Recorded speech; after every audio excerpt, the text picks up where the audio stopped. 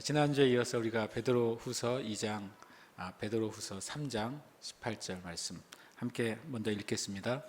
오직 우리 주 곧 구주 예수 그리스도의 은혜와 그를 아는 지식에서 자라가라.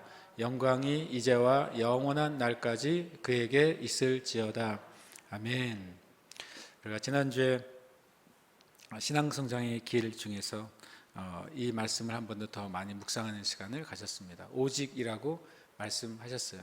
이 세대는 많은 미혹이 있고 실제로 그 많은 미혹 가운데 많은 이들이 살아가고 있죠. 지금 세대의 제일 큰 미혹이 뭔지 아십니까? 미혹이 있다는 사실을 모르고 살아가는 거예요.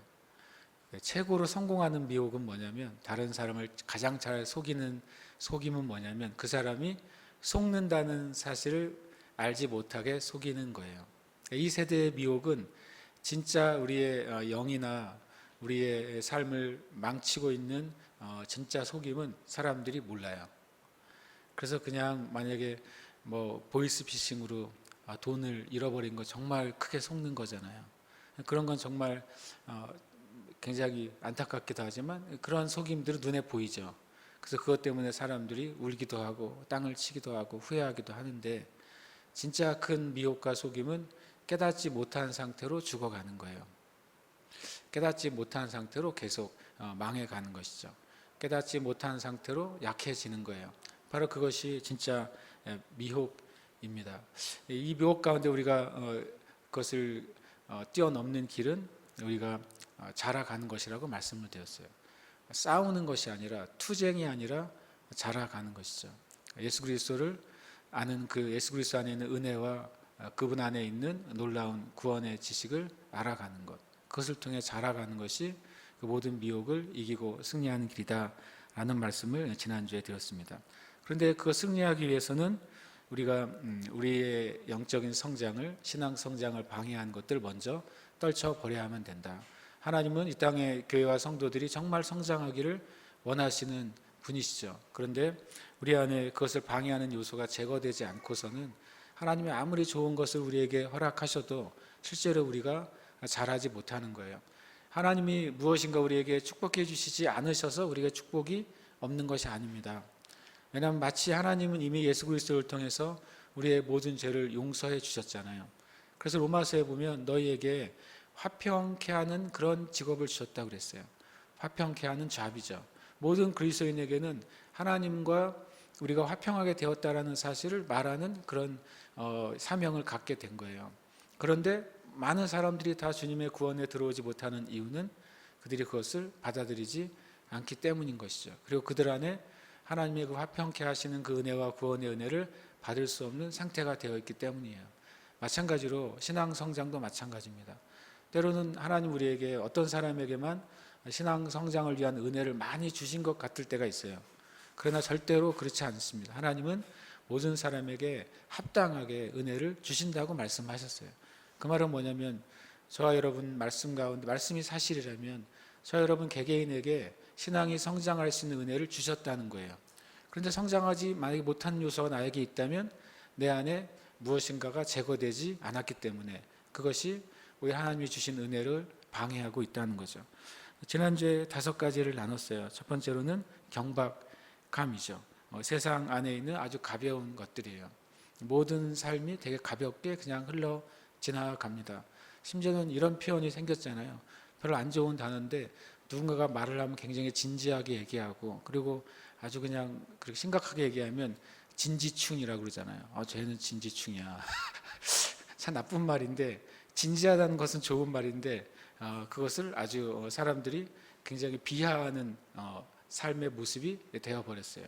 뭔가 진지하게 뭔가 말하고 핵심을 얘기하면 너무 그렇게 인생 살지 말라고 말하는 시대가 되어버린 것이죠.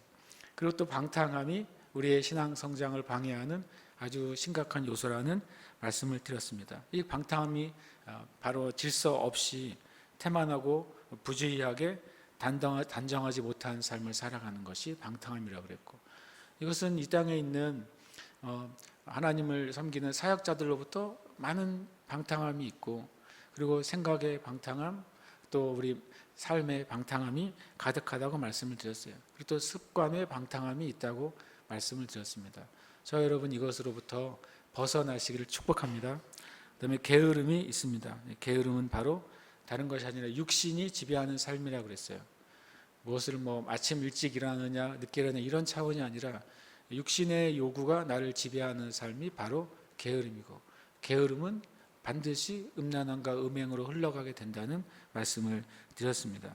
그 다음에 말이 많음은 두 가지 얘기를 했죠. 불필요한 말을 수다스럽게 많이 하는 것, 또 하나는 다른 사람의 말을 뒷담화로 다른 사람을 비판하는 것. 이것은 하나님의 은혜가 내 삶에서 막혀지는 통로가 되는 것이죠. 이것을 벗어버려야만 하는 것이죠. 다섯 번째는 다른 사람을 닮아가는 것입니다.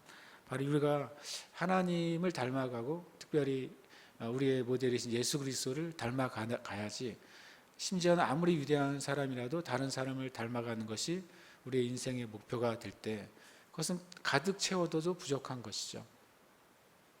가득 차 있는 분은 오직 예수 그리스도 한 분밖에 없어요.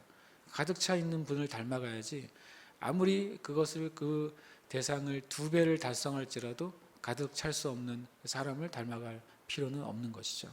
그래서 오늘 이제 지난주에는 버려야 될 것을 얘기했으니까, 비웠으니까 우리의 삶에 채워야 될 게 무엇인지를 나누는 시간을 갖겠습니다. 신앙 성장을 위한 7가지 원리. 실은 알고 보면 지난주와 이번 주 설교는 저의 설교가 아니에요. 지난주에도 소책자 이야기를 나눴어요. 그런데 저에게도 너무나도 중요하고 가치 있기 때문에 나눴고, 오늘도 또 마찬가지로 요즘 제가 너무 이렇게 달고 꿀처럼 읽는 책이 한 권 있습니다. 이건 이제 하나님과 동행하기라는 책입니다. 오태영 목사님, 우리 지난주에 저는 오태영 목사님 번역해 주신 너무나도 좋은 책이에요. 그래서 제가 이 책을 읽고 이런 내용이 이미 전에 나왔었는데 이번에 다시 이제 개정돼서 나왔더라고요. 그래서 제가 읽으면서 제가 오태영 목사님이 이제 알게 됐으니까 연락을 좀 해가지고 원문을 좀 받고 싶어요. 아무리 찾아도 제가 찾지를 못했어요. 그래서 하나님과 동행하기 중에 이제 24개의 설교가 있는데 그 설교들을 제가 이제 보다가 이 오늘의 주제에 관계된 설교를 보고 너무나도 제가 자신을 좀 돌아보고 자신을 제가 주님 앞에 세워가는 기도를 하게 됐어요. 그래서 저에게 유익하고 좋은 것이니까 저는 우리 형제 자매들에게도 그냥 나누고 싶고, 그리고 그것이 우리에게 다 함께 도움이 되기를 축복합니다. 첫 번째 우리가 성장하는 법은 잊어버리는 것을 배우는 것입니다. 우리가 잊어버리지 못합니다. 그리고 수도 없이 많은 정보와 생각과 경험과 지식들이 끊임없이 쌓여 있어요. 그래서 그 쌓아두고 있으면 내 것인 것 같지만 내 것도 아니고, 그리고 버려야 될 것을 쌓아두는 것 때문에 더 내 인생에 짐만 가중이 되는 것이죠. 빌립보서 3장 13절 14절 말씀인데 함께 읽겠습니다. 시작.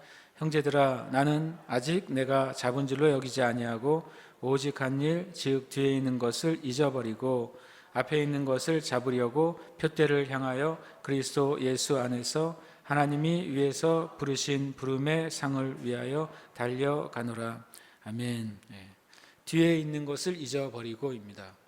그러니까 달려가기 위해서 사도 바울도 내가 뒤에 있는 것을 잊어버렸다라고 말씀하고 있는 것이죠. 먼저 우리가 우리의 삶에 정말 말하지 않아야 될 것이 있다면 내가 다 이루었어라고 하는 것이죠. 농담의 개념이 아니라 우리는 아직도 우리가 성장한 만큼보다도 더 많이 성장할 것이 남아있는 사람들이에요. 그래서 내가 어떤 부분에 있어서 나는 이제 이 정도면 됐지라고 하는 생각이 우리의 진짜 신앙의 성장을 방해하는 요소예요. 잊어버리는 것을 배울 때 우리는 성장할 수 있는 것이죠. 그리고 특별히 심지어는 우리가 과거 가운데 주님이 베푸신 은혜도 잊어버려야 돼요. 과거의 은혜를 베푸신 것만을 기억하고 살아가면 그 이상 안에서 살아갈 수가 없습니다. 그래서 제가 전에 그 말씀 드렸잖아요. 만약에 어떤 설교자가 있는데 설교에서 말하는 내용이 다 본인이 과거에 받은 은혜만을 계속 말하고 있다. 그럼 그 설교자의 말을 듣지 마세요. 설교가 잘못됐다는 게 아니라 그분은 성장하지 않고 있는 거예요. 왜냐하면 과거의 은혜 가운데 그냥 머물러 있는 것이죠. 우리는 지금 하나님이 우리에게 하시는 것을 얘기해야 돼요. 그래서 놀랍게도 앞으로 하나님께서 하실 것을 말씀해야 돼요. 하나님 우리에게 앞으로 하실 일이 우리의 삶 가운데 지금까지 우리에게 하셨던 일보다 훨씬 많으신 분이에요. 만약 하나님이 우리에게 주시는 것이 선물이라고 한다면 하나님은 우리에게 주실 선물이 너무나도 많으신 분이죠. 우리가 지난날에 아무리 하나님으로부터 정말 놀라운 정말 대단한 선물을 받은 삶을 살았다 할지라도 하나님은 앞으로 더 좋은 것을 주시는 하나님이라는 것을 우리는 말해야 됩니다. 그런 면에서 우리는 잊어버리는 것을 배워야 되는 것입니다. 그래서 우리는 정말 미래를 향해서 달려 나가야 돼요. 스미스 위글스워스 목사님, 믿음의 사도라고 하시는 분이잖아요. 그분이 이런 말을 했다고 그러면 나는 내 하나님을 향한 그 불만족만을 만족한다고 말했어요. 내 삶에는 불만족은 하나도 없지만 하나님을 향해 나아갈 때 나는 주님께 더 받고 싶어요. 주님의 은혜를 더 누리고 싶어하는 그 불만족만을 나는 만족한다 라고 이렇게 적어 놨다고 합니다. 여러분이 불만족하는 게 뭡니까? 우리도 이글스워스 목사님처럼 하나님을 향한 내 영의 그 갈망만을 우리는 만족해야 돼요. 내 영의 갈망, 끊임없는 갈망. 그것은 부족함의 갈망이 아니라 너무나도 좋은 하나님의 은혜를 내가 알았기 때문에 더 큰 은혜가 있다는 사실을 알기 때문에 더 갈망하는 것이죠. 그것이 심령이 가난한 자의 마음이에요. 심령이 가난한 자는 필요를 가지고 있는 사람이에요. 근데 분명히 성경은 여호와는 나의 목자시니 내가 부족함이 없다고 되어 있어요. 원어의 의미는 나는 더 이상 필요한 것이 없다라고 하는 고백이에요. 그런데 놀랍게도 주님은 누구의 심령에 천국이 임해 있냐면 마음이 가난한 자에게 있다고 그랬어요. 가난한 게 뭡니까? 필요한 게 많은 사람이에요. 하나님을 더 알기를 원하는 것, 하나님의 사랑을 더 맛보기 원하는 갈망, 그것이 정말 심령이 가난한 자인 것이죠. 그렇게 될 때 우리는 더 이상 뒤에 있는 것을 잊어버리는 삶을 살게 되는 것이죠. 또 하나는 우리의 과거와 실패와 죄에 대해서 잊어버리는 법을 배워야 돼요. 여러분 혹시 과거에 여러분들이 한 죄와 또한 실패 때문에 고통스러운 마음을 느끼실 때가 있습니까? 그러나 우리는 그것을 잊어버려야 됩니다. 왜냐하면 하나님이 그것을 잊어버려도 된다고 말씀하셨기 때문에 그래요. 만약에 하나님이 너는 절대 너의 죄를 평생 잊지 말고 살아. 내가 네 죄를 용서해 주긴 했지만 너 절대 그거 잊으면 안 돼. 라고 말씀하셨다면 절대 잊으면 안 되겠죠. 근데 하나님 아버지가 어떤 분이신가? 요한일서 2장 1절에 이런 말씀이 있어요. 나의 자녀들아 내가 이것을 너에게 쓰면 너희로 죄를 범하지 않게 하려 함이라. 만일 누가 죄를 범하여도 아버지 앞에서 우리에게 대언자가 있으니 라고 말합니다. 이 말씀은 예수 믿지 않는 사람들에게 주신 말씀이 아니에요. 예수 믿는 나의 자녀들아 라고 말하셨어요. 그래서 우리 예수 믿는 사람들 가운데서도 누가 죄를 범하여도 라고 말하죠. 저와 여러분이 죄를 범하여도 아버지 앞에 누가 계세요? 대언자가 계세요. 그 의로우신 예수 그리스도시고 그분은 바로 우리의 중보자가 되시는 거예요. 여러분, 저 여러분이 구원 받았을 때 우리의 모든 죄와 실패가 하나님 앞에서 어떻게 됐습니까? 사라졌습니다. 믿으십니까? 아멘. 많은 사람이 이것을 잘 믿지 않더라고요. 주님이 정말 나의 죄와 내 삶의 실패에 대해서 주님이 완전히 잊어버렸다는 사실을 잘 믿지 못해요. 그래서 우리는 우리의 은연중에 우리의 삶의 과거의 연약함을 말하면서 마음이 슬퍼지는 거예요. 그래서는 안 되는 것이죠. 왜냐하면 주님은 정말로 잊어버리셨거든요. 만약에 우리가 하나님 앞에 주님 제가 10년 전에 그 지은 죄 있잖아요. 그러면 주님이 무슨 소리냐라고 분명히 말씀하신다는 거예요. 우리가 주님 앞에 그리고 더더군다나 더 넘어가서 요한일서 2장 1절 이런 표현까지 씁니다. 만일 누가 죄를 범하여도 이 누가는 누굽니까? 세상 사람을 말하는 것이 아니라 구원받은 하나님의 자녀들을 말하는 거예요. 구원받은 하나님의 자녀 누군가가 죄를 범하여도 그 다음 말이 신기해요. 아버지 앞에서 우리에게 대언자가 있으니 곧 예수 그리스도래요. 그러니까 우리가 마치 처음 구원받을 때 내 죄를 회개하고 고백할 때 정말 아픈 마음으로 그렇게 회개하고 고백하잖아요. 근데 구원받은 이후에 자백할 때는요, 뭐를 믿고 자백하는 거예요? 우리가 우리 앞에 아버지 앞에 대언자가 있어서 주님, 내가 이거 실수했습니다. 내가 죄를 지었네요. 주님, 저를 정결하게 해주세요. 라고 하는 자백과 간구만으로도 누가 옆에 서 계시다고요? 우리의 대원자이신 예수님이 하나님 앞에 서 계신다고. 놀라운 말씀을 요한일서는 우리에게 해주고 있는 것입니다. 그래서 히브리서 4장 16절은 이런 표현도 씁니다. 그러므로 우리는 긍휼하심을 받고 때를 따라 돕는 은혜를 얻기 위하여 은혜의 보좌 앞에 담대히 나아갈 것이니라. 여러분 주님께 나아갈 때 담대히 나아가십니까? 담대하게 나아가십니까? 제가 최근에 어느 목사님의 그 간증에서 그분이 군대에 있을 때 자기 군대에서 교회에서 예배를 드리지 못하게 됐대요. 근데 이분이 되게 정말 담대했던 것 같아요. 상병이었을 때, 그러니까 일병이었을 때, 일병은 이제 짝대기 2개를 일병이라고 하잖아요. 그 부대장인 대대장님을 찾아갔대요. 대대장님께 면담할 게 있다고 이제 사병이 최소한 중령이나 대령쯤 되잖아요. 그분에게 찾아갔죠. 있을 수 없는 일이죠. 그래서 무슨 일을 당하고 싶은지 아니면 하여튼 찾아가서 이 대대장은 도대체 이 사병이 나한테 무슨 할 말이 있냐 그랬더니 그분이 이렇게 말했대요. 제가 이 대대가 정말 훌륭한 대대가 되고 대대장님이 진급할 수 있는 비결을 알고 있다 그랬대요. 황당하잖아요. 그랬더니 대장이 말해보라 그랬더니 이 대대에서 예배를 하게 해주시면 이게 대대장님이 이 대대가 엄청 유명하게 되고 진급하는 길이라고 그랬대요. 근데 그 대대장님은 교회를 안 다니는 사람이었어요. 심지어 교회를 안 다니고 예수를 안 믿는 사람이었는데 이 20살 남짓 넘은 일병 하나가 정말 당돌하게 이 욕을 했을 때 가만히 생각했대요. 도대체 이 친구가 무슨 생각을 이렇게 왔을까? 그러고서 이제 나중에 놀랍게도 그 대대장님이 그걸 허락해 준 거예요. 예배가 금지됐던 시절에 그 예배를 허락해 주고 예배가 드려지게 해주고. 근데 이분이 이제 목사님이가 그때는 신학생이었겠죠. 얼마나 그 하나님을 사랑하고 믿음대로 살았는지 휴가를 나갔대요. 휴가를 나갔는데 동안 이제 14박 15일 2주짜리 휴가를 가니까 주일날이 2번 걸리잖아요. 휴가를 나갔는데 목요일날 휴가를 나갔는데 주일날 다시 부대로 들어간 거예요. 그러니까 이 위병소에 있는 헌병이 너 이틀 전에 휴가 나가지 않았어? 그랬더니 아니 저 주일날이어서 예배드리러 왔어요.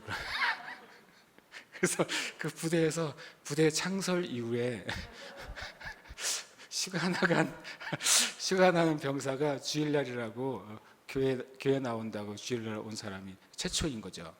그 주일날 와서 예배드리고 갔다가 다음 주에 또 온 거예요. 휴가인데 그런데 그 부대가 강원도 꼴짝에 있었어요.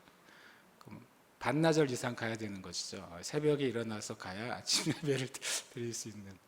그래서 그 대대장도 엄청 잘 됐대요. 그리고 우리가 하나님 앞에서 살아갈 때 정말 내가 하나님을 믿는 자로서 담대하게 나아가는 은혜가 있는가? 하나님 앞에 우리가 담대하게 나아갈 수 있잖아요. 하나님의 예수 그리스도의 은혜를 정말로 내가 믿고 하나님 예수 그리스도의 은혜에서 내가 하나님 나를 받아들여 주시고 나의 기도와 요청을 반드시 들으실 거라는 믿음을 가진 담대함이 있느냐.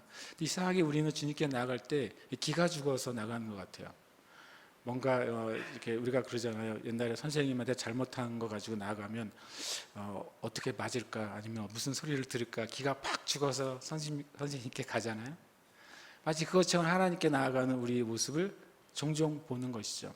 그러나 우리에게 대원자가 있으시고 그분이 우리를 사랑하시고 우리에게 약속하셨기 때문에 우리는 언제나 이 말씀 그대로 긍휼하심을 받기 위해서 우리는 담대히 나아갈 수 있어요. 그리고 은혜를 받기 위해서 담대히 나아갈 수 있어요. 왜냐하면 주님은 우리의 죄를 잊어버리셨기 때문에 그렇습니다. 저와 여러분도 아까 말한 것처럼 우리의 지식에 대해서도 우리가 자랑하지 않고 잊어버려야 되고 과거의 실패와 죄에 대해서 잊지 않고 주님께 나가야 됩니다. 그럴 때 우리의 신앙의 성장의 길이 열리는 것이죠. 두 번째로는 함께 읽겠습니다. 시작. 용서하는 법을 배워라. 아멘. 우리는 우리에게 호의적인 사람을 용서하는 것은 쉬워요. 그리고 심지어는 우리에게 호의적인 사람을 용서하면서 내가 그래도 좀 괜찮은 사람이라고 생각하는 경향도 있어요. 그러나 우리가 만약에 우리가 호의적인 사람은 용서하고 나에게 호의적이지 않는 사람을 용서하지 않는다면, 하나님도 그런 방식으로 용서를 하신다면 이 세상에 살아남아 있을 사람이 거의 없겠죠. 에베소 4장 32절에 이렇게 말씀하십니다. 서로 친절하게 하며 서로 불쌍히 여기며 서로 용서하기를 하나님이 그리스도 안에서 너희를 용서하신과 같이 하라. 이 말씀은 굉장히 높은 차원의 말씀이에요. 우리가 누구를 용서한다라고 하는 말은 잘할 수 있어요. 그런데 그 기준을 말씀해 주세요. 하나님이 그리스도 안에서 너희를 용서하시는 수준으로 우리는 다른 형제 자매를 용서해야 돼요. 이것이 하나님의 기준이에요. 우리는 다른 사람보다 더 다른 사람을 잘 용서하는 사람이 있을 수 있습니다. 마음이 굉장히 호인이어서 실수하거나 심지어는 배신하는 사람까지도 용서해 주지라고 할 수 있는데, 우리의 기준은 뭐냐면 하나님이 예수 그리스도 안에서 우리를 용서하심 같이 다른 사람을 친절하게 하고 불쌍히 여기고 용서하라고 말씀하고 있습니다. 실제로 많은 그리스도인들이, 실은 그리스도인을 떠나서 모든 많은 사람들이 이 말씀을 실천하지 않기 때문에 병이 듭니다. 많은 질병이요, 용서하지 않아서 질병이 생겨요. 그것을 그냥 의학적으로나 과학적으로는 인생에서 받은 많은 스트레스가 병의 원인이 된다고 그러잖아요. 어떤 칼럼에 보니까 현대학의 의사들도 실제로 많은 병의 90% 이상이 스트레스로부터 시작된다라고까지 얘기하는 글을 봤어요. 실은 성경은 100%입니다. 왜냐하면 모든 질병의 아주 최고 근원은 뭐예요? 죄잖아요. 죄가 이 세상에 사망과 질병을 가져왔잖아요. 그러니까 근원적인 모든 질병의 근원은 죄인 거예요. 그래서 이 모든 인류가 죄 안에 있기 때문에 항상 뭐의 가능성이 있다는 거예요? 질병의 가능성이 있게 되어버린 거예요. 그런데 더더군다나 만약에 우리가 누군가를 용서하지 않는다면 그것은 아주 질병이 우리의 삶에 자리를 잡을 수 있는 아주 최적의 조건이 되는 거예요. 어두컴컴하고 물기가 마르지 않고 눅눅한 곳은 항상 곰팡이가 자랄 수 있는 최적의 장소잖아요. 마찬가지입니다. 저 여러분의 마음 안에 누군가를 원수지고 그 누군가에 대해서 용서하지 않는 마음이 자리 잡고 있으면 당연히 그 사람의 삶에는 어둠이 있겠고, 그 어둠의 결과는 또한 우리의 몸에 질병을 가져오죠. 또 반대로 용서하기를 결정할 때 즉각적인 치유가 올 때도 많이 있습니다. 내가 기도도 하고 또 주님 말씀대로 살기도 하고 경건의 삶을 하지 않는 것이 아닌데, 만약에 내 삶의 치유가 말씀하신 만큼 그렇게 잘 나타나지 않는다. 그럼 그 중에 우리가 한 가지 고려해봐야 될 것이 뭐냐면 내가 용서하지 않고 붙잡는 것이 있는가를 살펴봐야 돼요. 그럴 때 그 요소로 말미암아서 용서하기 시작할 때, 용서하기로 결정하는 것만으로도 놀라운 치유가 시작될 수 있는 것이죠. 우리가 마태복음 18장 21절에 이렇게 말씀합니다. 그때 베드로가 나와 이르되 주여, 형제가 내게 죄를 범하면 몇 번이나 용서하여 주리이까? 7번까지 하오리이까? 그 베드로는 그래도 자기는 7번까지는 해줄 마음이 있다고 말한 것이죠. 이게 사도가 한 말이니까 사도 중에 사도인 베드로가 7번까지 용서할 수 있다고 했으니까 나머지 사도들은 모르겠어요. 그런데 예수님의 대답은 이런 말씀을 하신 것이죠. 예수께서 이르시되 내게 이르노니 7번뿐 아니라 7번을 70번까지라도 할지니라. 주님 이 말씀을 왜 하셨을까요? 왜 하셨는지 아십니까? 주님이 이런 분이시기 때문에 이 말씀을 하신 거예요. 주님이 우리가 주님 앞에 용서를 구할 때 70번씩 7번이라도 용서하실 준비가 되어 있는 분이시기 때문에 그 말씀을 하신 거예요. 하루에 490번 회개하시는 분 있으십니까?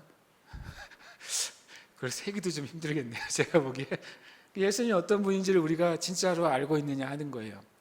예수님은 용서하는 법을 아시는 분이에요. 그리고 우리 보고도 너희가 용서하는 법을 배울 때 너희의 신앙이 성숙하고 성장하게 될 것을 우리에게 또한 말씀해 주시는 분이에요.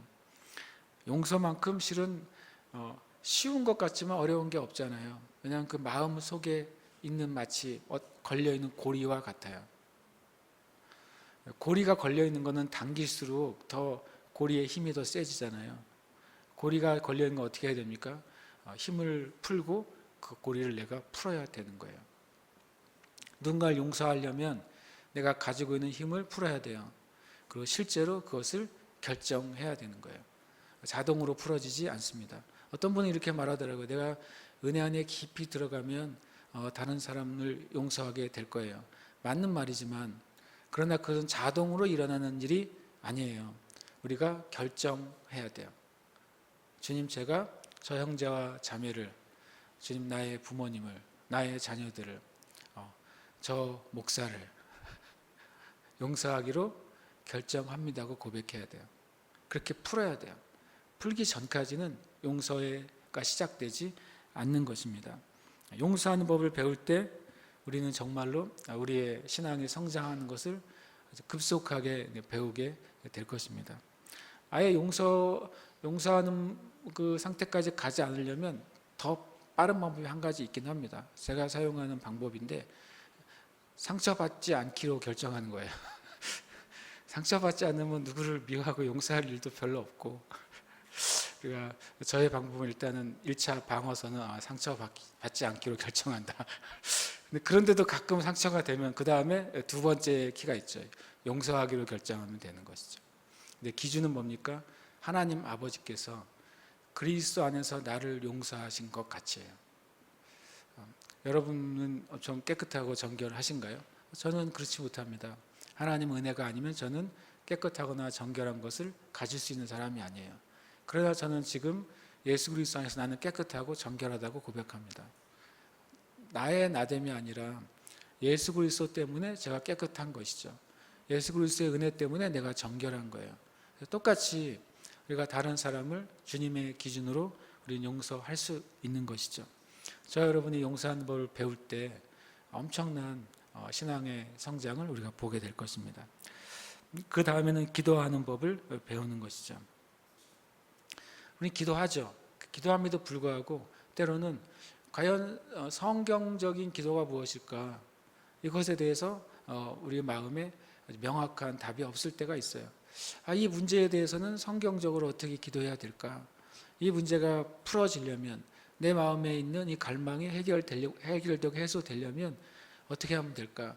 실은 알고 보면 교회 그 문화 안에 기도에 대한 강의나 기도에 대한 세미나나 기도에 대한 일이 얼마나 많겠습니까? 정말 제가 보기엔 끊임없는 기도법들이 있잖아요. 기도법이 나오는 게 더 재밌어요. 어떤 기도법들이 무지하게 많이 나오는 거죠. 그리고 그것이 어떨 때는 이제 사람들에게 교회 안에 트렌드가 돼서 너 그 기도법 읽었어? 읽어봤어? 해봤어? 이렇게 되는 거예요. 그러나 성경은 주님이 기도하는 법을 주님이 말씀하시지 않고 성경 안에서 우리가 기도하는 법을 배우도록 허락하신 것이죠. 요한복음 15장 7절에 보면 너희가 내 안에 거하고 내 말이 너희 안에 거하면 무엇이든지 원하는 대로 구하라 그리하면 이루리라. 이 노란색으로 제가 쳐놓은 것만 빼놓으면 완전히 만사형통이죠. 너희가 무엇이든지 원하는 대로 구하라 그리하면 이루리라. 정말 만사형통의 문장이 되지 않겠습니까? 노란 것만 없으면 노란색의 그 문장만 싹 지워버리면 정말 완벽한 문장이 돼요. 근데 실은 노란색이 들어갈 때 진짜 완벽하게 되는 것이죠. 우리가 영으로 인도받는 삶을 살아야 돼요. 그리고 여기 분명히 주님이 무엇이든지 원하는 대로 구하라 그러셨어요. 구하는 데 대해서 제한이 없는 것이죠. 그리고 응답받는 데 대해서도 제한이 이 말씀에는 없다는 게 참 놀랍습니다. 하나님의 말씀은 엄청 담대해요. 왜냐하면 그것이 온전히 진리이기 때문에 그렇죠. 여기 보면 내 안에 거하고 말하고 있습니다. 내 안에 거한다고 하는 것은 만약에 어떤 사람이 어느 집에 한 달에 한 번씩만 들르는 집이 있다면 그 사람은 거기에서 거하는 사람이 아니잖아요. 그렇죠? 어떤 사람을 보고 거한다 그래요? 그 집에 매일 들어가는 사람이죠. 거기서 잠을 자고 거기서 쉬고 거기서 일을 하고 거기서 밥을 먹고 어떤 집에서 그렇게 한다면 그 사람은 거기에 거주하는 사람이 되는 거예요. 내 말이 너희 안에 거하고, 이 말은 무엇입니까? 우리와 하나님과의 교제가 지속적으로 이루어지는 상태를 말하는 거예요. 나와 하나님과의 교제, 성령 안에서 하나님과 만나는 그 교제가 내 삶에 지속적으로 이루어지는 것을 너희가 내 안에 거하고 라고 말씀하고 있는 것입니다. 여러분과 주님과의 교제의 상황을 점검해 보시길 축복합니다. 나는 주님과 어떻게 교제하는가? 내가 주님을 위해 무슨 일을 하는가가 아니에요.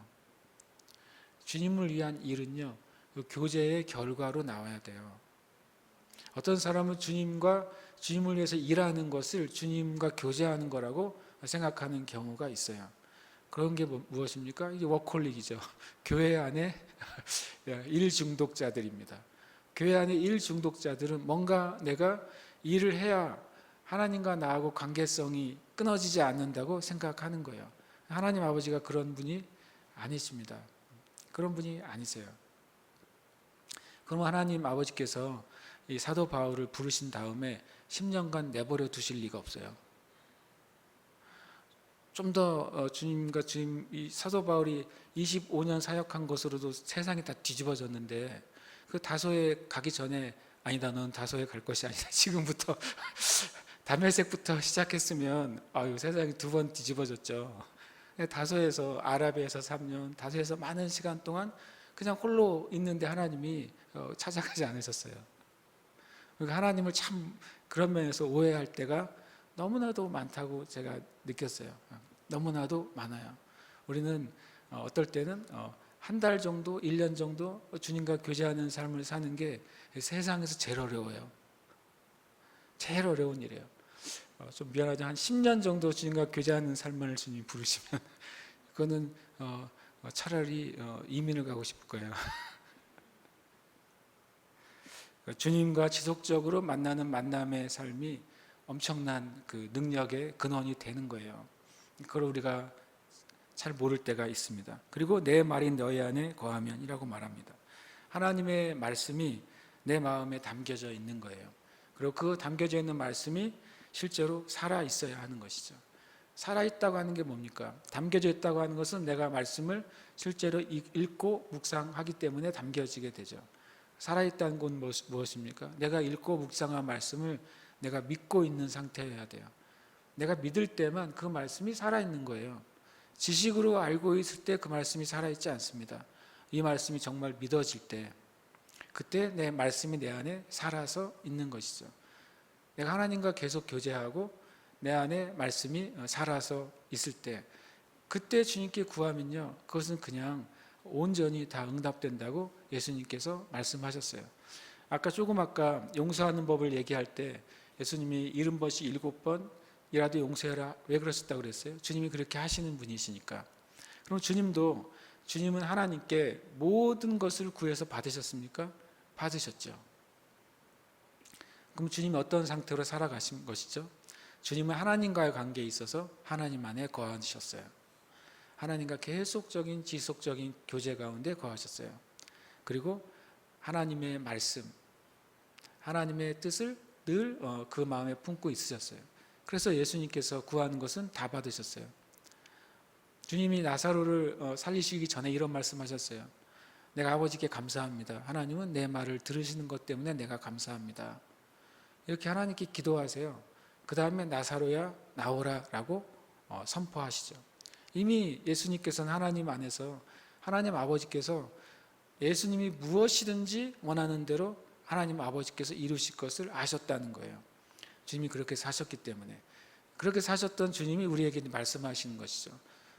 굳이 표현하면 너희도 나처럼 내가 하나님 안에 거하고 아버지 안에서 있었던 것처럼 너희도 이제는 내 안에 거하면 나와 성령 안에서 교제하는 삶을 살아가고, 내가 너에게 준 말씀이 너희의 마음에 풍성히 거하고 그것이 살아있으면 무엇인지 응답될 것이라고 말씀하셨어요. 이것이 최고의 기도하는 법입니다. 기도 왜 합니까? 기도 뭐하냐면 기도를 통해서 기도 안에서 주님께 구하는 것을 내가 받기 위해서요.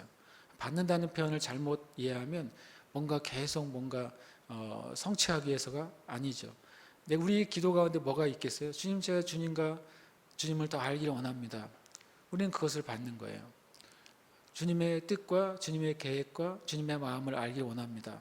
우리는 그렇게 기도합니다. 근데 그것을 받는 것이죠. 주님의 사랑 안에 내가 있기를 원합니다. 우리는 그것을 받는 거예요. 더해서 우리는 누군가를 위해서 기도할 때 그의 삶 가운데 이런 은혜가 있기를 원합니다 라고 구할 수 있습니다.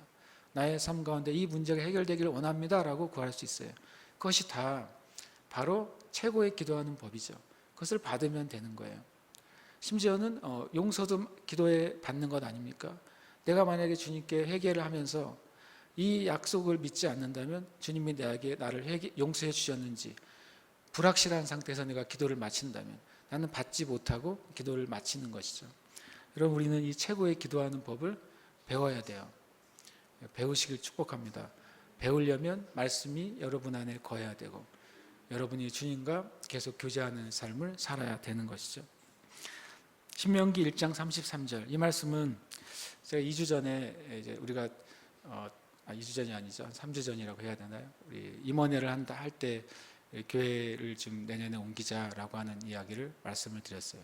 그리고 제가 이제 교회를 옮기는 것을 기도하고 여기저기 이제 또 알아보고 전화하고 찾아가보고 그러고 있거든요. 그런데 주님이 너는 왜 너희 성도들에게 말한 대로 너는 나한테 기도하지 않니? 그러셨어요. 2주일 전에. 그래서 그렇군요. 깜빡했습니다. 그래서 주님께 주님, 교회를 이전하는 것에 대한 주님의 말씀을 주세요. 제가 주님께 근거를 가지고 기도할 말씀을 저로 깨닫게 해주세요라고 기도했어요. 그래서 지지난주 이제 목요일 밤에 주님이 이 말씀을 저에게 깨닫게 해주셨어요. 한번 같이 한번 읽어볼까요? 시작. 그는 너희보다 먼저 그 길을 가시며 장막 칠 곳을 찾으시고 밤에는 불로 낮에는 구름으로 너희가 갈 길을 지시하신 자이시니라. 아멘. 이 말씀 제가 딱 읽었을 때 너무나도 감사했어요. 주님은 너보다 먼저 네가 5일장을 보기 전에 내가 먼저 찾고 있어. 장막 칠 곳. 이 영어의 성경에는 NIV는 캠프라고 돼 있어요. 캠프를 칠 곳을 내가 찾는다. 다른 성경은 이제 텐트라고 돼 있어요. 근데 캠프가 훨씬 더 저는 마음에 들었습니다. 왜냐하면 보통 요즘 캠프라는 단어를 언제 쓰냐면 실은 공식적인 용어에서의 캠프는 뭐 선거 캠프 이런 거 쓰잖아요. 근데 더 많이 쓰는 캠프는 뭐냐면 군부대를 캠프라고 합니다. 그래서 이거 신명기 말씀이니까 캠프가 맞아요. 왜냐하면 신명기에 이스라엘 백성들, 출애굽한 이스라엘 백성들을 여호와의 군대라고 표현했어요. 그들이 머무는 장소는 뭐예요? 캠프가 되는 것이죠. 하나님의 군대의 캠프가 됩니다. 성막이 가운데 있고 동서남북으로 3개의 군부대죠. 12개의 지파가 따로따로 줄을 맞춰서 텐트를 쭉 치고 행군할 때에도 마치 이동할 때도 행군하는 것처럼 그 지파들의 순서가 정해져 있잖아요. 그렇게 행동했던 그 40년간 그렇게 살았죠. 그들이 캠프를 치면서 산 것이죠. 제가 주님 감사합니다 그랬어요. 요즘은 계속 다행히 한 절이니까 쓰기 쉽잖아요. 또 쓰고 기도하고 쓰고 기도하고 계속합니다. 주님이 장막 칠 곳을 찾고 계시군요. 그리고 주님이 그걸 찾으시면 이게 합당하다 하시면 뭐 하실 겁니까? 지시하실 거예요. 갈 길을 지시하십니다. 거기서 멈춰라 라고 말씀하실 것이고 바로 이곳이다 라고 말씀하실 거예요. 저는 그래서 기도하는 게 정말 재밌어졌어요. 주님, 우리 다음 교회 옮길 예배 처소죠. 그것을 우리에게 주신 것을 감사하고 앞서 찾고 계신 것을 인해 감사합니다. 지금 우리가 예배드리는 장소보다 훨씬 더 주님을 예배하게 좋은 장소를 주실 것을 저는 감사합니다. 이렇게 기도합니다. 여러분도 이제 다음 주 주보부터는 이 말씀이 올라갈 거예요. 교회 이전을 위한 약속의 말씀. 여러분들 같이 감사함으로 기도해 주실 때 주님이 찾으신 것을 우리에게 보여주실 것입니다. 우리는 영으로 인도함을 받아야 됩니다. 영으로 인도함을 받는 것은 성령 안에서 하나님의 말씀으로 인도함을 받는 거예요. 이상한 소리가 들리는 게 아니에요. 이상한 소리가 혹시 들리는데 그게 말씀이 아니면 받지 마세요. 그 다음에 우리가 믿는 것을 배워야 되겠습니다. 믿는 것을 배워야 돼요. 유명한 말씀이죠. 마가복음 11장 24절. 그러므로 내가 너에게 말하노니 무엇이든지 기도하고 구하는 것은 받은 줄로 믿으라. 그리하면 너희에게 그대로 되리라. 이 무엇이든지란 말을 할 수 있는 존재는 하나님과 예수 그리스도밖에 없어요. 무엇이든지, 모든 것이잖아요. 예외가 없는 거예요. 이 말은 신밖에는 할 수 없는 말이란 말이에요. 예수님께서 무엇인지 기도하고 구하는 것은 받은 줄로 믿으라라고 말했어요. 그러니까 그 앞뒤의 말씀을 압니다. 말하는 것이 될 것을 의심하지 말고 믿으라고 말하고 있는 것이죠. 앞에 있는 기도하는 것과 관계가 있죠. 도마는 어떤 믿음이었습니까? 도마의 믿음은 보고 믿는 거였어요. 예수님이 부활하셨다는 사실을, 예수님의 그 손과 옆구리를 내가 봐야지 믿겠다. 이렇게 지금 내가 기도하는 것에 대해서 응답이 이루어지면 믿겠습니다 라고 하는 것 똑같은 것이죠. 그러나 우리는 기도한 다음에 응답을 믿어야 돼요. 그 다음에 응답을 보는 것이죠. 이것이 그리스도인의 순서예요. 기도하고 믿고 그리고 나타나는 것입니다. 때로는 우리가 기도하고 나타나면 믿는다고 말하려고 합니다. 그러나 아닙니다. 기도하고 믿고 나타나는 것, 이것이 진리의 법칙이에요. 많은 거듭난 그리스도인들도 이 성경적인 믿음대로 훈련하지 않습니다. 계속 주시옵소서라고 간절히 기도하는 것이죠. 왜냐하면 언제까지 기도하냐 그러면 마치 기우제 지내듯이 언젠가는 비가 오면은 기우제를 비가 올 때까지 지내면 그 기우제는 효력이 있잖아요. 비가 올 때까지 계속 지내면 효력이 있는 거예요. 그런 식으로 기도합니까? 아니죠. 우리는 기도하는데 믿고 기도하는 거예요. 이것은 성경의 법칙이고 주님 말씀하신 법칙입니다. 그래서 저와 여러분이 믿는 것과 기도하는 건 항상 연결이 되어 있는 것이죠. 우리는 믿는 것을 배워야 합니다. 로마서 4장 18절에 우리의 믿음의 조상은 누굽니까? 아브라함이에요. 믿음의 창조자는 누굽니까? 예수님이에요. 우리가 이제 뭔가 정리를 하긴 해야 되겠죠. 믿음의 창조자요, 그리고 완성자는 예수님입니다. 그런데 그 믿음에 대해서 우리에게 하나님이 우리에게 보여주시는 모델은 아브라함이에요. 믿음에 대해서 알고 싶으면 아브라함을 보세요. 그냥 아브라함이 우리의 믿음의 조상이니까요. 우리의 혈통의 조상이 아니잖아요. 그러나 믿음의 조상이라고 성경은 분명히 말하고 있어요. 믿음에 대해서 알기를 원한다면 아브라함을 보세요. 아브라함이 어떻게 행동했는지, 어떻게 말했는지, 어떻게 반응했는지, 그걸 보면 되는 것이죠. 로마 4장 18절에 이렇게 말씀합니다. 아브라함이 바랄 수 없는 중에 바라고 믿었으니, 이것은 바랄 수 없는 중에는 환경을 말하는 것이죠. 상황을 말하는 것입니다. 자신의 처지를 말하는 거예요. 그러나 그때 아브라함이 믿었다고 성경은 말씀하고 있습니다. 로마서 4장 19절은 더 나아가서 이렇게 말합니다. 그가 100세나 되어 자기 몸이 죽은 것 같고 사라의 태가 죽은 것 같음을 알고도 믿음이 약하여지지 아니하고 라고 말합니다. 정말 아브라함의 믿음은요, 엄청난 믿음이에요. 그냥 상징적인 믿음이 아니라 실제적이고 엄청난 믿음입니다. 바랄 수 없는 중에 믿었고 자기나 사라나 도저히 아이를 낳을 수 없는 상태라는 사실을 알고 믿었어요. 믿음의 신앙의 차원을 빼면 그 아브라함의 믿음은 정말 제정신이 아닌 거죠. 하나님이 계시지 않다면 아브라함은 미친 거예요. 그런데 하나님이 계시기 때문에 그것을 믿음이라고 말해요. 저와 여러분의 하나님이 계신다면 우리는 이 믿음을 발휘할 수가 있어요. 저와 여러분의 하나님이 계시지 않으면 절대 이 믿음은 꿈도 꿀 수가 없는 것이죠. 그러나 우리는 믿는 것을 우리는 배우고 실천하고 연습할 수 있어요. 왜냐하면 그렇게 주님께서 살아가는 사람들을 보여주셨기 때문에 그렇습니다. 일단 예배하기를 배워야 됩니다. 요한복음 4장 23절에 이렇게 말씀하십니다. 함께 읽겠습니다. 아버지께 참되게 예배하는 자들은 영과 진리로 예배할 때가 오나니 곧 이때라. 아버지께서는 자기에게 이렇게 예배하는 자들을 찾으시느니라. 하나님은 영이시니 예배하는 자가 영과 진리로 예배할지니라. 아멘. 저는 전에 이 말씀을 읽을 때 제일 은혜로운 말씀은 찾으시니라였어요.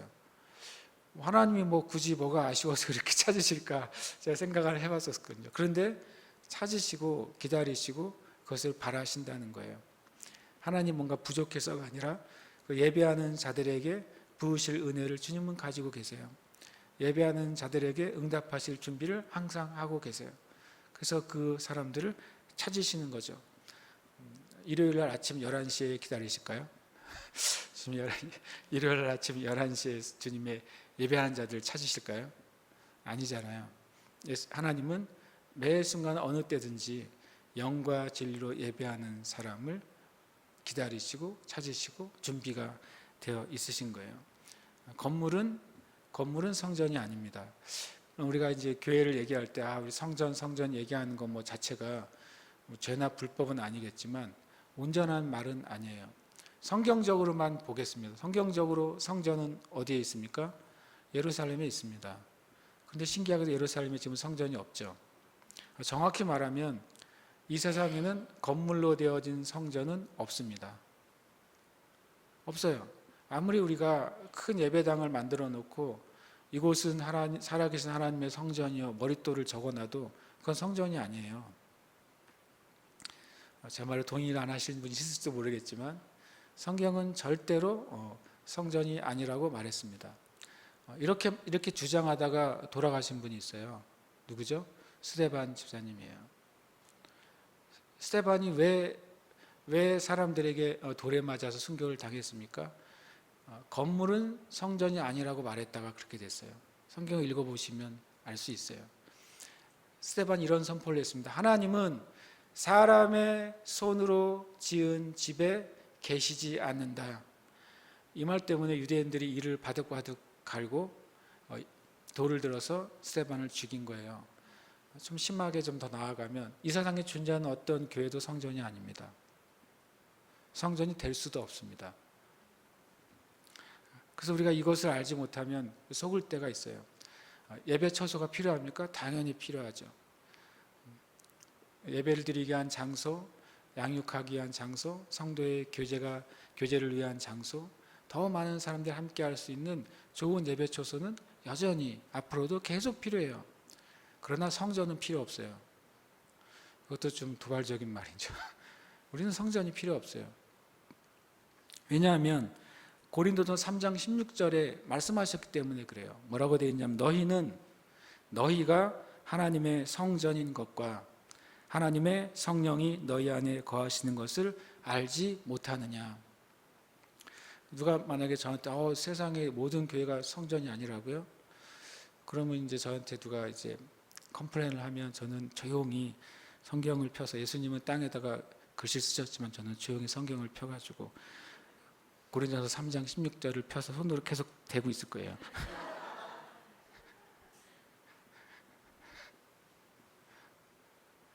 참 두려운 말인데요. 이 땅의 교회들이 아름다운 정말 좋은 건물이죠. 그리고 그거는 참 합당한 건물들이에요. 그걸 적어놓고 이것이 성전입니다 라고 말하면 하나님의 말씀을 모독하고 있는 겁니다. 성전은 없습니다. 저와 여러분이 성전이에요. 이것을 진짜로 알고 깨닫고 살아가는 그리스도인은 굉장히 소수일 것입니다. 그래서 주님이 예배하는 자가 영과 진리로 예배하라고 말했고, 그 예배하기를 배울 때 하나님이 그 안에 거하고 그 안에서 역사하시겠다고 말씀하셨어요. 여러분이 교회는 될 수 없어요. 왜냐하면 교회는 자체가 복수거든요. 그리고 성도도 항상 복수가 들어가요. 세인트라는 것은 없습니다. 세인츠입니다. 교회와 성도는 내가 혼자 교회다라고 말할 수 없어요. 왜냐하면 교회는 예수 그리스도의 몸이기 때문에요. 지체들이 모여 있을 때에만 교회라는 단어가 성경에 성립이 되는 거예요. 이해되십니까? 그러나 성전은 다른 문제예요.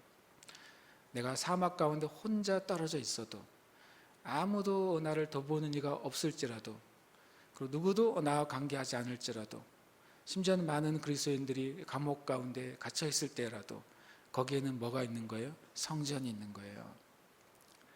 거기에는 하나님의 거룩한 성전이 그곳에 있는 것입니다. 예배하는 자가 영과 진리로 예배할 수 있는 성전은 우리입니다. 우리가 어떻게 주님을 예배할 수 있을까요? 우리가 영으로 예배하는 것을 배워야 돼요. 이것이 예배에 관계된 성경 구절입니까? 라고 물을 수도 있어요. 그러나 이것을 좀 기억하시면 좋겠어요.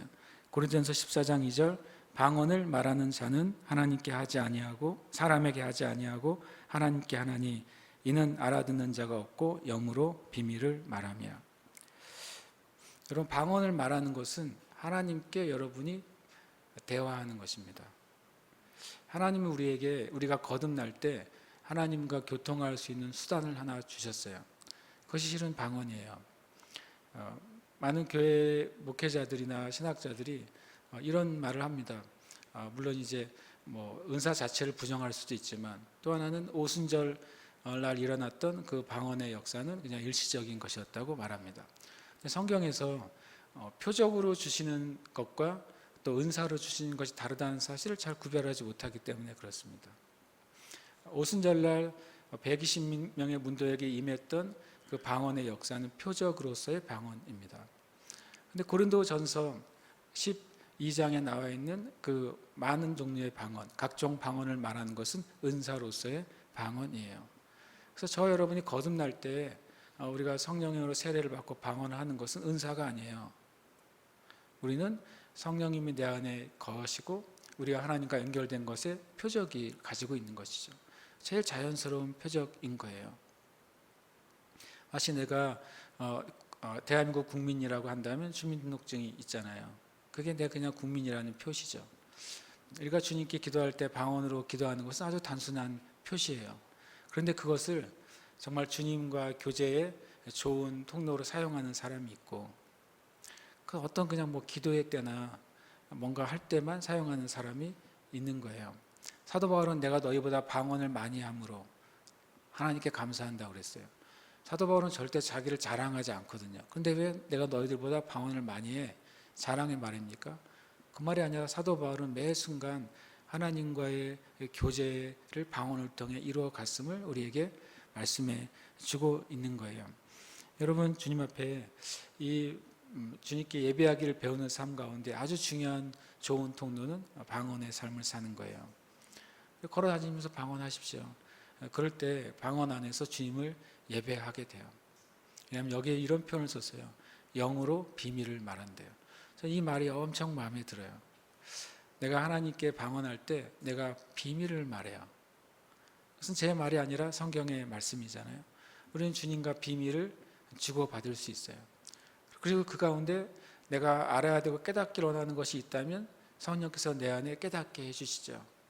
그래서 내가 그것을 가지고 기도할 수도 있고 주님을 섬길 수도 있는 것입니다.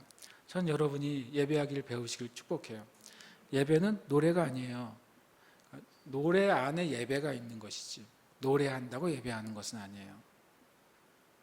기도 안에 예배가 있어요. 묵상 안에 예배가 있어요. 심지어는 우리가 서로 교제하고 대화하는 것 안에 예배가 존재할 수 있어요. 저와 여러분이 예배하기를 배울 때 예배는 무엇입니까? 내가 내 심령 안에서 하나님을 높여 드리는 거예요. 하나님을 인정해 드리는 것이고, 그리고 하나님과 함께 거하고 교제하는 거예요. 그것을 배울 때 우리의 신앙은 엄청나게 성장하게 되는 것입니다. 그 다음에 하나는 드리기를 배우라입니다. 드리는 것은 실은 하나님 앞에 드리는 헌금의 생활을 말하죠. 누가복음 6장 38절에 주라 그리하면 너희에게 줄 것이니 곧 후이되어 누르고 흔들어 넘치도록 하여 너희에게 안겨주리라. 너희가 헤아리는 그 헤아림으로 너희도 헤아림을 도로 받을 것이니라. 첫 번째, 하나님께 헌금을 드리는 삶의 한 가지 오해는 이것이 의무사항이라는 사실이에요. 우리는 헌금을 의무로 하는 게 아닙니다. 헌금을 의무로 하는 것은 하면은 하나님께 뭐 하고 있는 것이죠? 세금 내는 거죠. 좀 정직하게 세금을 낼 뿐이에요. 장사를 하는데 정직하게 세금 낼 수도 있고 조금 그렇지 않게 세금 낼 수도 있잖아요. 여러분, 우리가 11조나 헌물이나 예물을 드리는 것은 그냥 어떤 의무로서 드리는 게 아니에요. 주님이 정해놓은 법이긴 하지만 그게 의무로서가 아니에요. 그 다음에 두 번째로 드리는 삶은 거래가 아니에요. 이 거래라고 하니까 굉장히 헌금을 너무 천박하게 표현하는 게 아닌가요? 그렇지만 우리 안에 약간 그런 게 있어요. 내 사업이 잘 되기 위해서 나는 헌금을 잘 드려야지. 죄송하지만 아주 깊은 곳에는 주님과 거래하고 있는 거 아닌가요, 우리가? 성공을 위해서 내가 이렇게 해야지. 가끔 11조에 대한 책이나 11조에 대한 간증들이 약간 거래 같아요. 그 말라기의 말씀을 주님이 우리가 거래하신다고 생각하는 거예요. 너희가 온전한 11조를 내 창고에 드려라. 근데 너희를 축복하겠다. 그래서 하나님이 우리하고 거래하시는 개념으로 이해하는 경우가 있어요. 그렇지 않습니다. 그러면 우리가 드리기를 배우는 건 어떻게 드려야 돼요? 성경은 너희가 헤아리는 그 헤아림으로 너희도 헤아림을 도로 받을 것이다 라고 말하고 있습니다. 그것은 태도를 말하고 있는 거예요. 우리는요, 그것이 11조이든 여러분이 주님께 드리는 감사의 예물이든 선교를 위해서, 구제를 위해서 작정해서 드리는 헌금이든 그 동기는 딱 하나여야 됩니다. 하나님에 대한 사랑과 감사로 드려야 돼요. 하나님에 대한 사랑과 감사로 드리는 것을 하나님이 기뻐하십니다. 여러분이 주님께 하나님에 대한 사랑과 감사로 드릴 때 그것은 기쁘게 심지어는 후하게 드릴 수도 있는 것이죠. 내가 적을 때는 적게 드려도 주님께 감사로 드릴 수 있어요. 주님이 나에게 많은 걸 주시면 정말 감사해서 또 많은 것을 드릴 수도 있어요. 그것이 하나님께 우리가 존경해서 드려야 되지 의무나 거래나 목적으로 드릴 필요가 없어요. 하나님 우리에게 좋은 것을 주시는 아버지라고 했잖아요. 그 아버지가 우리와 거래하면서 좋은 것을 주겠다고 한다면 하나님과 자녀가 비즈니스를 하는 것이지 그것이 하나님과 자녀의 관계로 엮여 있는 게 아니지 않습니까? 그런데 만약에 자녀가 아버지를 너무 존경하고 사랑해서 아버지에게 무엇인가를 접대하거나 존중할 수 있잖아요. 아버지에게는 그 자녀들이 존중하는 그 선물이 크든 작든 그것이 할아버지에게는 중요하지 않아요. 왜냐하면 아버지는 풍성하신 분이시니까. 더 무엇을 가져야 될 분이 아니시니까. 그러나 우리의 마음이 하나님에 대한 사랑과 존경으로 드린다면 하나님은 우리가 아는 것처럼 더 풍성하게 우리의 삶 가운데 허락하실 분이라는 사실을 우리는 아는 것입니다. 그래서 우리는 말씀을 지키며 드리고 정말 중요한 것은 사랑과 또한 존중과 경배로 드리는 거예요. 그것이 우리의 헌금을 드리는 생활의 태도가 되어야 됩니다. 그 다음에 한 가지 마지막은 전도하기를 배워라입니다. 이 말 때문에 기죽는 분들이 있어요. 나는 사람 만나는 것도 힘든데 그 사람 앞에 전도를 하라고요? 주님, 차라리 3일 금식을 하겠습니다. 전도라고는 하지 말아주세요. 사도행 1장 8절 이 말씀이 은혜로우면서도 오해가 되는 말씀이죠. 오직 성령이 너에게 임하시면 너희가 권능을 받고 예루살렘과 온 유대와 사마리아와 땅끝까지 이르러 내 증인이 되리라 하시니라. 아멘. 예를 들어서 이런 것입니다. 증인이 된다는 삶을 사람들이 뭐라고 오해합니까? 길거리에 나가서 전도를 해야 되는 거예요. 전도지를 나눠주고 사람들에게 담대하게 예수 천당 불신지요 외치는 것을 얘기하는 거예요. 친구를 만나면 친구를 만나자마자 너 구원 받았니? 예수 안 믿으면 지옥 간다라고 말하는 거예요. 그렇게 못하면 밥도 먹고 즐겁게 지내는데 마음에 풀이 죽어서 우는 거죠. 주님, 저는 오늘도 전도를 못하고 돌아왔습니다.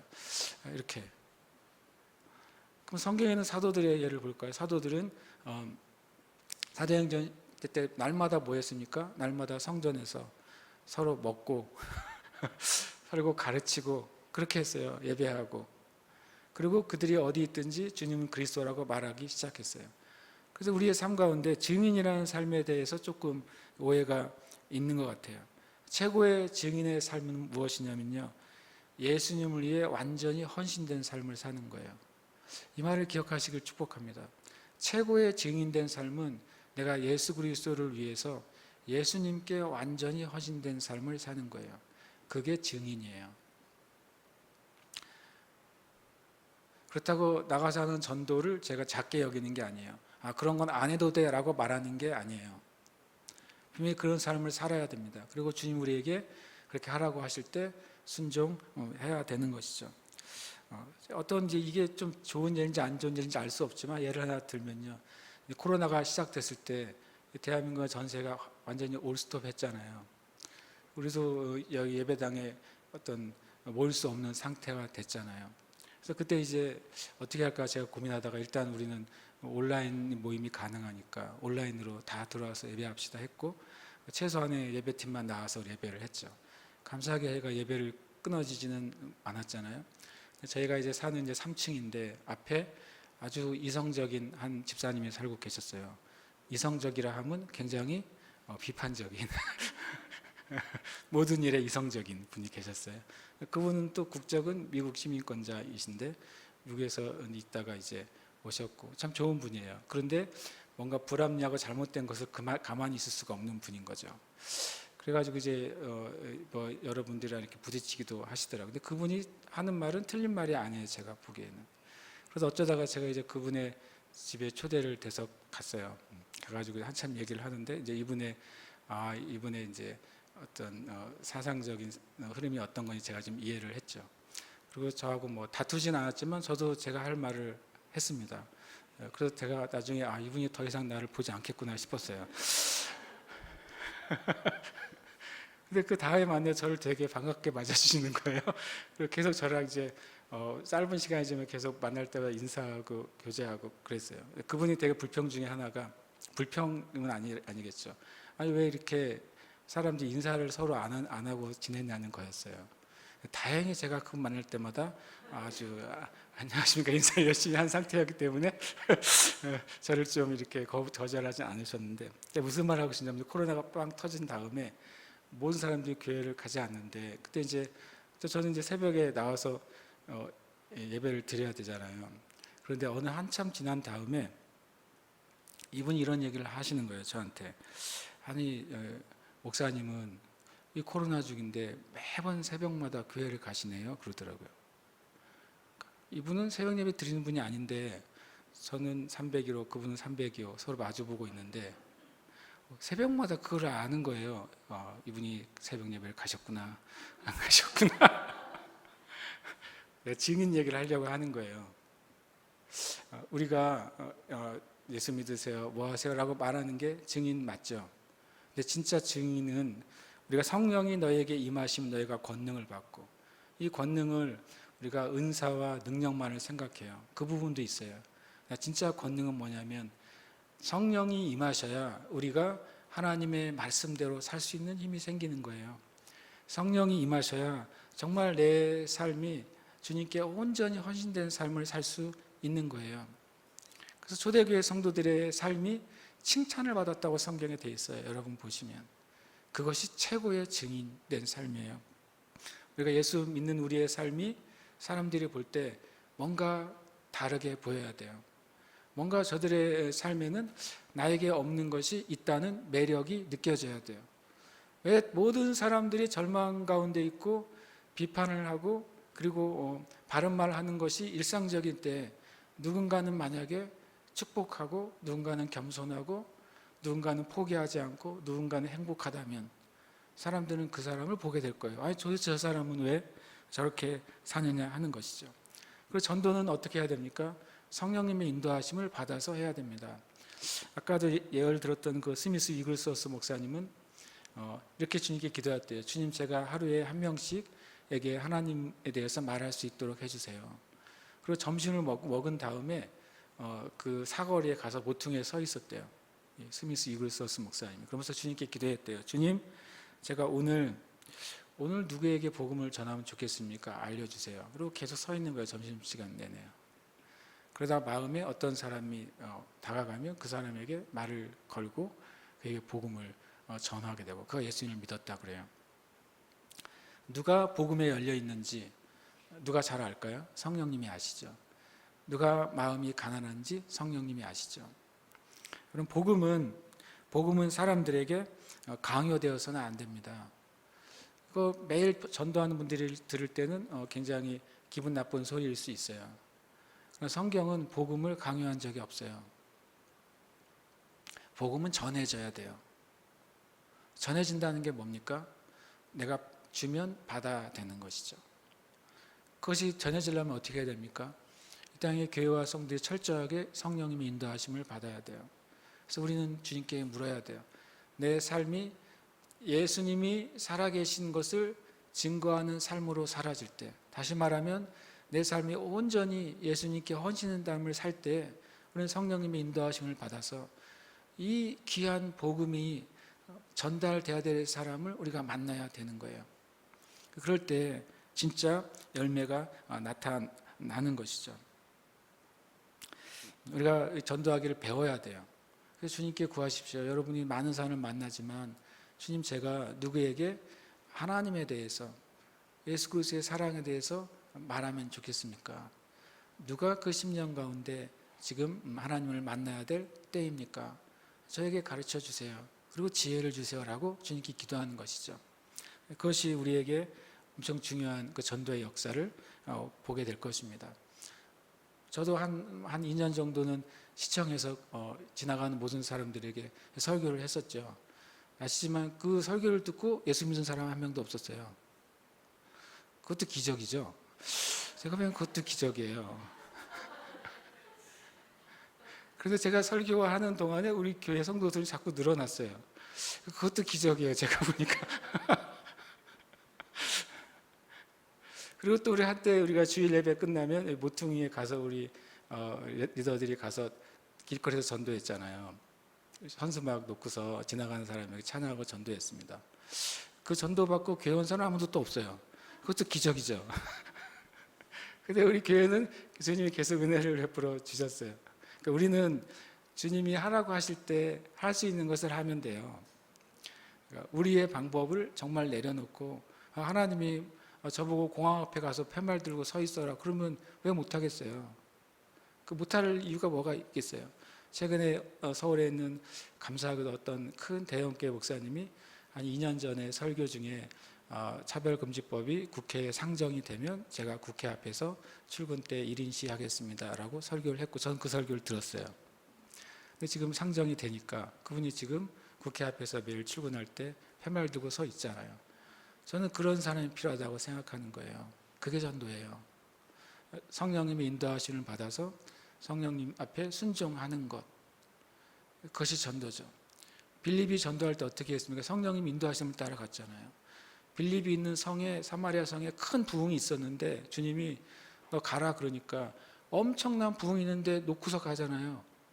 사마리아 성으로 치면 아니 빌립이 좀 더 있으면서 역사가 나타났으면 사마리아 성이 뒤집어질 텐데 갑자기 사라졌어요.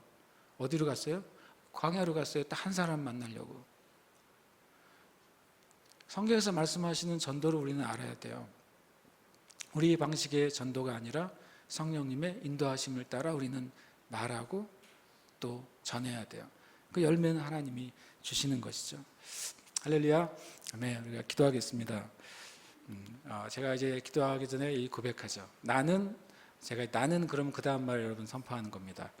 나는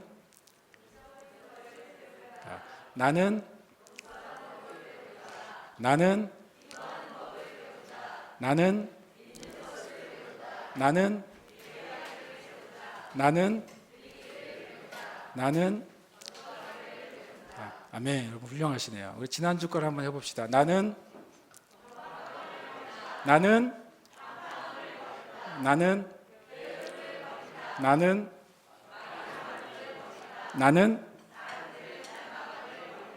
아멘. 아멘. 일주일 지났다고 잊어버리지 마시고 우리가 이 말씀 함께 읽겠습니다. 시작. 오직 우리 주 곧 구주 예수 그리스도의 은혜와 그를 아는 지식에서 자라가라.